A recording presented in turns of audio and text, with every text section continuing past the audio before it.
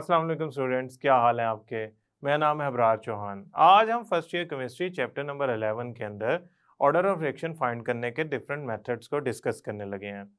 आज जो हम मेथड डिस्कस करेंगे उसमें हाफ लाइफ पीरियड मेथड है और मेथड ऑफ लार्ज एक्सेस है। इसके अंदर हम मेथड ऑफ लार्ज एक्सेस को शॉर्ट क्वेश्चन के तौर पे लेते हैं और हाफ लाइफ पीरियड की डेरिवेशन और उसमें मौजूद एग्जाम्पल को एज अ लॉन्ग क्वेश्चन लेते हैं। तो चलते हैं हम टॉपिक की तरफ। स्टूडेंट्स, आज हम ऑर्डर ऑफ रिएक्शन को फाइंड करने के डिफरेंट मेथड्स उनको स्टडी करने जा रहे हैं। वैसे तो बहुत सारे मेथड्स हैं ऑर्डर ऑफ रिएक्शन को फाइंड करने के, उसमें से कुछ ये लिखे हुए हैं। For example hit and trial method, graphical method, differential method, half life method और मेथड ऑफ लार्ज एक्सेस, ये हम स्टडी करेंगे। आखिरी दो मेथड हमारे आज के लेक्चर का हिस्सा हैं। ऑर्डर ऑफ रिएक्शन हमारे पास था क्या, जरा इसको देख लेते हैं, फिर हम हाफ लाइफ मेथड की तरफ जाते हैं। स्टूडेंट, जो ऑर्डर ऑफ रिएक्शन है, ऑर्डर ऑफ रिएक्शन को हम n से शो करते हैं। और अगर मैं रेट इक्वेशन किसी रैंडम रिएक्शन से मैंने एक रिएक्शन लिखा कि A के A मोल्स B के B मोल से रिएक्ट करके C के C मोल्स बनाते हैं या D के D मोल्स साथ बनाते हैं थोड़े से, तो इसका ऑर्डर ऑफ रिएक्शन जब मैंने निकाला, रेट ऑफ रिएक्शन मैंने जब रेट इक्वेशन रेट एक्सप्रेशन निकाला तो उससे ऑर्डर रिएक्शन निकलाएगा। रेट इक्वेशन क्या निकली? ए की concentration raise to power A, B की कंसंट्रेशन रिएक्टिंग मॉलिक्यूल की रेज टू पावर बी। अब स्टूडेंट, ऑर्डर ऑफ रिएक्शन होता है जो आपकी रेट एक्सप्रेशन के अंदर जो कंसंट्रेशंस के एक्सपोनेंट होते हैं ना, यानी कि ए और बी, इन दोनों का sum a plus B will give you the order of reaction. अगर आप a के रिस्पेक्ट ऑर्डर ऑफ रिएक्शन देखना चाहते हैं तो वो सिर्फ a क्या एक्सपोनेंट होगा, यानी कि स्मॉल a, और अगर b के रिलेटिव आप ऑर्डर ऑफ रिएक्शन देखना चाहते हैं तो b का सिर्फ एक्सपोनेंट होगा। अगर ओवरऑल रिएक्शन का ऑर्डर देखना चाहते हैं तो उसमें a plus B number of यूं समझ लें मॉलिक्यूल्स जो है ना वो पार्ट प्ले कर रहे होंगे।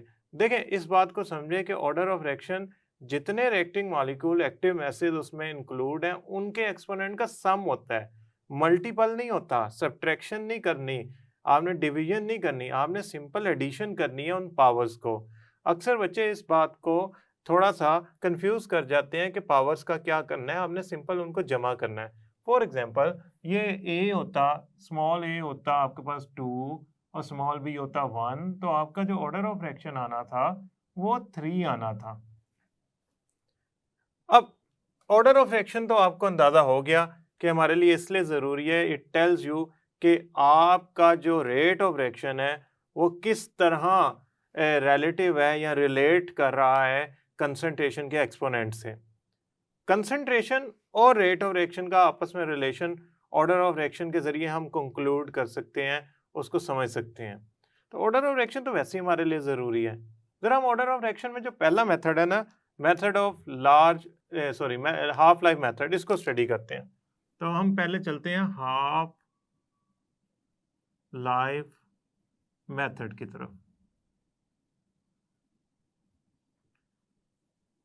स्टूडेंट, इस मेथड में जरा थोड़ा सा आपको हाफ लाइफ का कॉन्सेप्ट रिवाइज करना पड़ेगा। हाफ लाइफ क्या थी? जिसमें आपके टोटल रिएक्टेंट्स का 50% प्रोडक्ट में चेंज हो जाता है, यानी कि वो वक्त जिसमें आपके 50% रिएक्टेंट प्रोडक्ट में चेंज हो जाते हैं, बाकी 50% बच जाते हैं, ये हाफ लाइफ कहलाती है। Half life order of reaction के साथ रिलेटेड थी। आपको याद होगा हमने पढ़ा था कि जो हाफ लाइफ होती है यानी कि T1/2 for any order of reaction, वो अगर मैं यहाँ पे n लिख लूँ for any order of reaction n, तो वो इनवर्सली प्रोपोर्शनल थी इनिशियल कंसंट्रेशन A के। A का मतलब क्या है, जरा A को स्पेसिफाई कर लेते हैं। A का मतलब है इनिशियल कंसंट्रेशन। कंसंट्रेशन से हमारी यहाँ मुराद क्या है? Mole per dm cube raise to power n-1, और यहाँ पे n का मतलब है ऑर्डर ऑफ रिएक्शन। ये हमारी एक जनरल इक्वेशन थी जो रिलेट कर रही थी हाफ लाइफ, यानी कि T1/2 को, हाफ लाइफ क्या थी? T1/2 को रिलेट कर रही थी विद ऑर्डर ऑफ रिएक्शन। हमने क्या करना है, एक रिएक्शन करवाना है, उस रिएक्शन की दो डिफरेंट इनिशियल कंसंट्रेशन लेनी है। रिएक्शन सेम है, रिएक्टेंट सेम है, आपने बस जो इनिशियल कंसंट्रेशन है वो डिफरेंट लेनी है।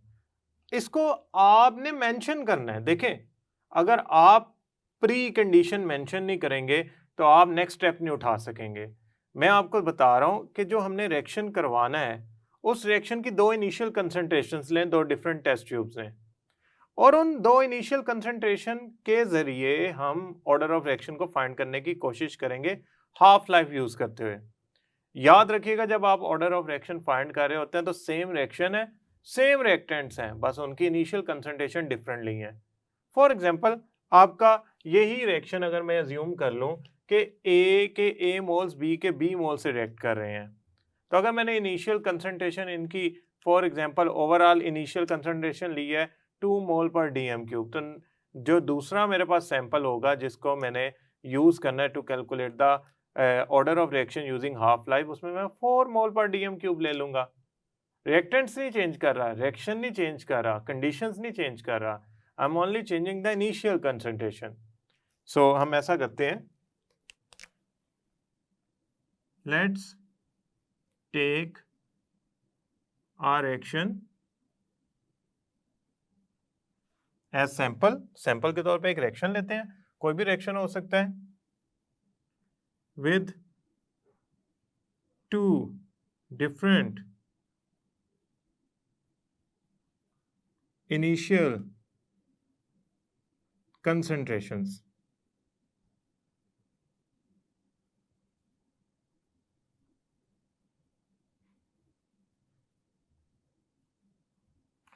स्टूडेंट देखें, गौर से देखें, half life for initial concentration 1, यानी कि एक मैंने दो डिफरेंट इनिशियल कंसंट्रेशन लिया ना, एक इनिशियल कंसंट्रेशन में ले लेता हूं A1 और दूसरी इनिशियल कंसंट्रेशन ले लेता हूं A2।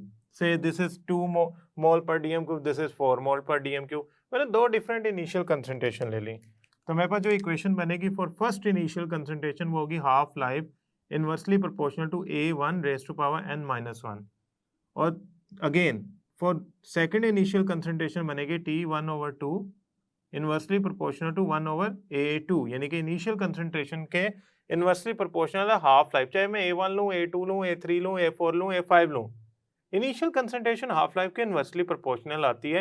ये हाफ लाइफ के अंदर हमने डिस्कस किया था n-1। स्टूडेंट, ये है दो equation for different initial concentration for same reaction. अगर ये सेम रिएक्शन है ना तो इनका ऑर्डर भी सेम होगा। तो अगर मैं यहाँ से प्रोपोर्शनैलिटी साइन खत्म कर देता हूँ, जो कांस्टेंट आएगा वो भी सेम आएगा। तो इन दोनों के कांस्टेंट सेम इसलिए होंगे क्योंकि ये सेम रिएक्शन के इक्वेशंस हैं। तो लिहाजा अगर मैं इनको डिवाइड करता हूँ और इसमें इक्वालिटी का साइन आ जाए और कोई कांस्टेंट अपीयर हो तो वो कैंसल आउट हो जाएगा, because this belong to the same reaction.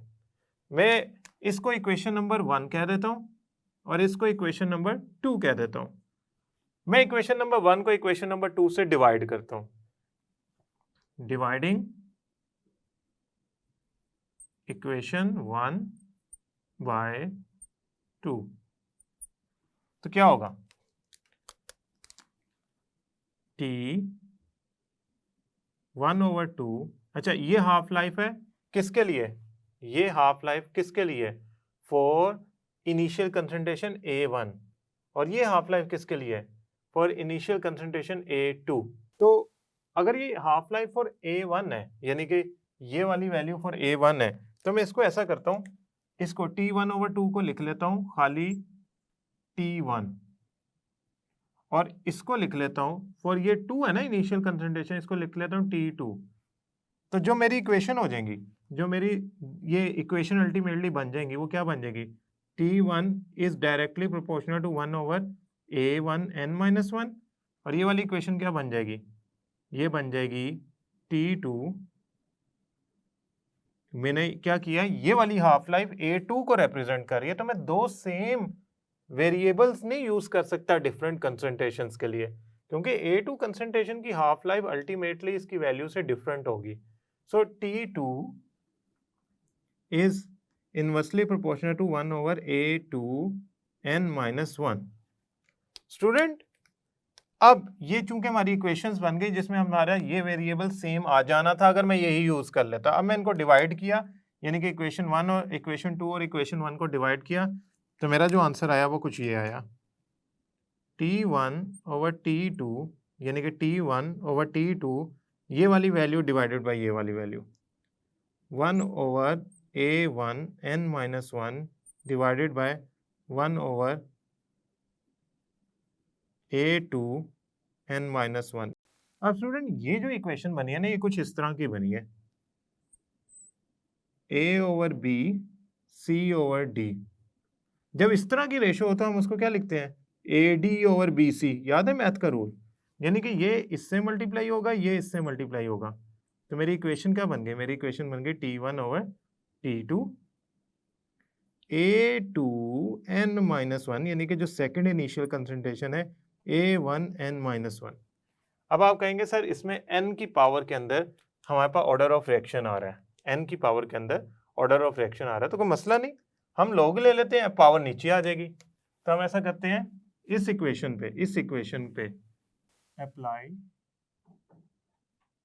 Log on equation for both sides, यानी कि दोनों तरफ आपने लॉग अप्लाई करना है इस इक्वेशन के। अब जब आप लॉग अप्लाई करेंगे तो उससे मीन्स मैं लॉग अप्लाई क्यों करना चाह रहा हूँ, जैसा कि मैं आपको ऑलरेडी बता चुका हूँ और आप पढ़ भी चुके हैं कि जो पावर होती है ना वो लॉग अप्लाई करने से इक्वेशन के एक्सपोनेंट से उठ के इक्वेशन के मल्टीपल यानी कि उसे मल्टीप्लाई के फॉर्म में आ जाती है। कैसे, जरा इसको देखते हैं। लॉग ऑफ m पावर से n, ये मेरे पास एक इक्वेशन है। जब मैं इसमें लॉग अप्लाई करता हूं ना तो ये जो मेरे पास पावर है ना n पावर, ये आ जाती है इस तरह और आगे बन जाता है लॉग ऑफ m। तो स्टूडेंट अगर मैं लॉग अप्लाई करता हूं तो वो पावर जो है ना वो बाहर आ जाती है। सेम इसी तरह ये रूल अगर मैं यहां पे अप्लाई करता हूं, यानी कि लॉग अप्लाई करता हूं इक्वेशन नंबर 4 पे, तो n-1 बाहर आ जाएगा। इसको मैं जरा करता हूं, देखें, T1 over T2 is equal to A2 over A1, दोनों की पावर सेम है तो कॉमन ले लेता हूं, ये ले। अब मैंने क्या करना है, दो बोथ साइड्स पे लॉग अप्लाई करना है, यानी कि मैंने लॉग इस पे भी अप्लाई करना है और इस पे भी अप्लाई करना है। अब मैंने जब दोनों इक्वेशन पे लॉग अप्लाई किया तो मेरे पास जो रिजल्ट आया वो कुछ इस तरह का आया, log of T1 over T2 is equal to, अब मैं जब log अप्लाई करूंगा तो पावर बाहर आ जाएगी, n-1 log of A2 over A1। A2 और A1 क्या थी, initial concentration of the same reaction, बस वैल्यू का फर्क था। अब इसको रीअरेंज करना है कि n बाहर निकला है। सबसे पहले तो ये फैक्टर उठा के इससे डिवाइड कर देते हैं, तो मेरे पास बन गया log of T1 over T2 divided by log of A2 over A1। Student अब मैंने ना ब्रैकेट्स नहीं डालनी, तो स्टूडेंट गलती क्या होती है आप लोगों से, आप ये log लिख देते हैं किसी एक के साथ, मतलब आप लिख देंगे log of T1 over T2, हालांकि ये जो log है ना ये अप्लाई हो रहा है पूरी की पूरी वैल्यू पे, यानी T1 ओवर T2 का जो आंसर आएगा उस पे log अप्लाई करना है रादर देन T1 पे अप्लाई करना है। तो इसमें ब्रैकेट्स की जो वैल्यू है ना बहुत ज्यादा है। चूंकि एज अ टीचर मुझे तो ये चीज पता है, लेकिन अगर आप एग्जाम में तेजी से लिखते आएंगे तो आप ये गलती कर सकते हैं। लिहाजा आपके लिए हरगिज ये ब्रैकेट छोड़ना अलाउ नहीं है, आपने ये ब्रैकेट डेरिवेशन के दौरान डालते जाना है। मैं भी इसीलिए डाल रहा हूं ताकि आप ये ना समझे कि आप ये डाल सकते हैं, ये ब्रैकेट डालिएगा इज इक्वल टू n-1। तो स्टूडेंट यहां से n अगर मैं सेपरेट करना चाहूं तो मेरे पास n कुछ इस तरह का आएगा, log of T1 over T2 divided by log of A2 over A1 is plus, ये देखें ना -1 उधर जाके +1 हो गया, is equal to n। Now this equation is actually help you to calculate the order of reaction. अब order of reaction calculate करने के लिए हम एक एग्जांपल लेते हैं, एग्जांपल नंबर 2 जो हमारे इस लिटरेचर का बुक का हिस्सा है।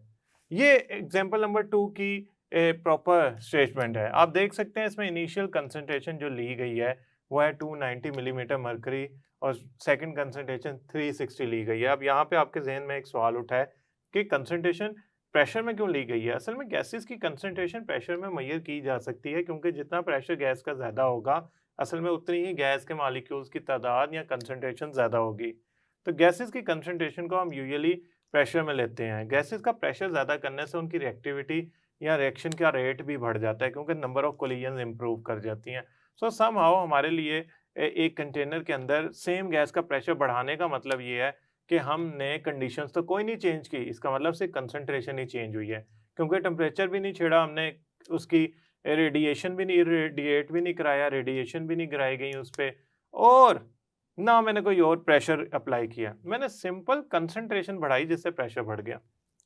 So these two are the concentrations of gases and this is the time. So let's apply the same formula which is actually derived recently. इसको कह लें equation alpha, prime equation, log of, यहाँ मैं लिखता हूँ log of T1 over T2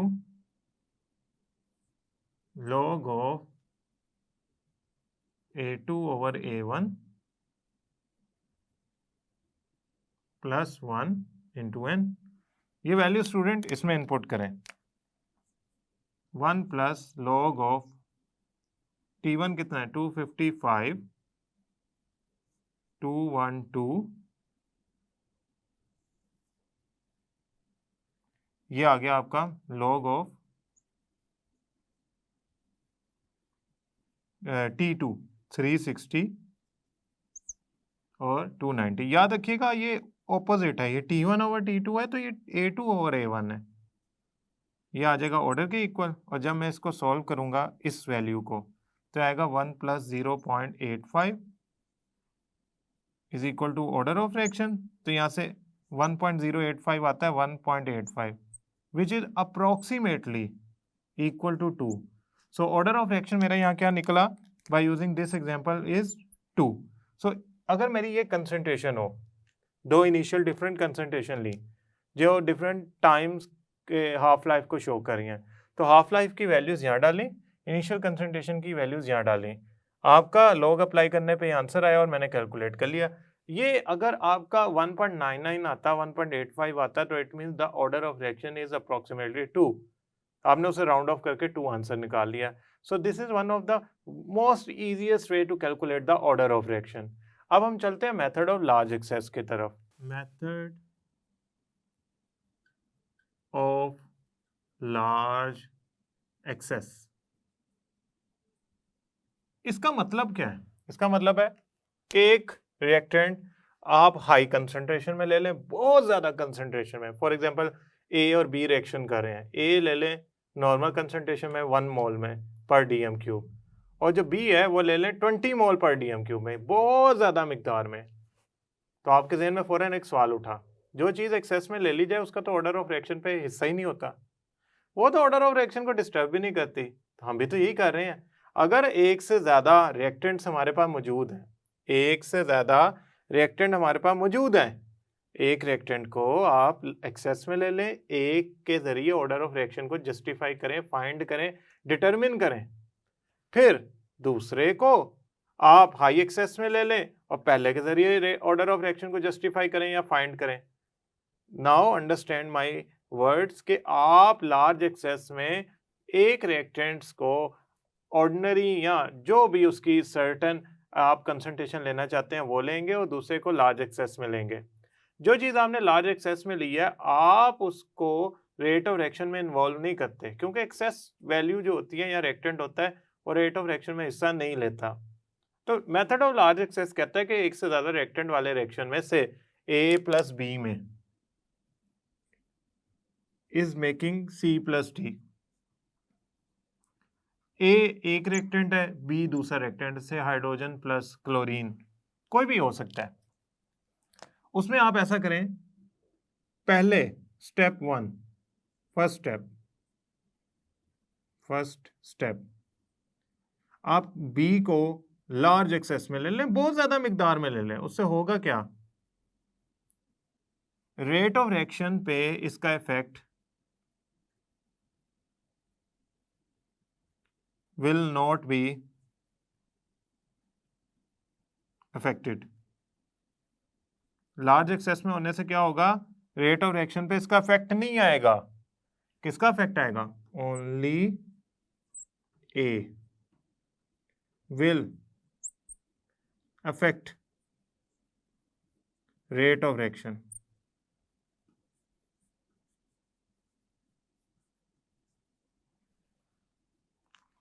step 2,